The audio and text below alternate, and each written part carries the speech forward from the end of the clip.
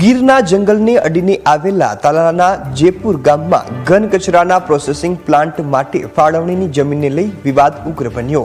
ગામના સરપંચે જિલ્લા કલેક્ટરને રજૂઆત કરી જમીનની ફાળવણી રદ કરવાની, પ્રોજેક્ટ માટેની ગ્રાન્ટ સ્થગિત કરવાની માંગ કરી છે અને તપાસ થાય તે માટે પણ માંગ કરવામાં આવી।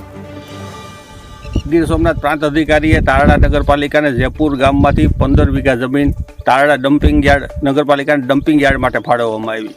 અહીંયા જે રીતે ફાળવી આપણે ખબર નથી કઈ રીતે ફાળવી, પણ આ જંગલનો વિસ્તાર છે।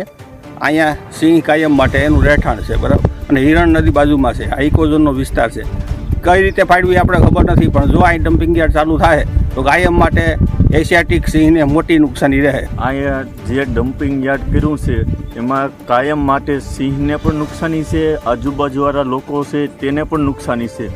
કઈ રીતનું સરકારે આ ડમ્પિંગ યાર્ડ અહીંયા ફાળવ્યું છે એ લોકોને, કોઈ પણ લોકોને આજુબાજુવાળા જે રહેવાસી લોકો છે એને કોઈ જાતની કોઈ ખબર નથી। રહેવા માટે પણ કાયમ માટે આની દુર્ગંધ આવવાની છે।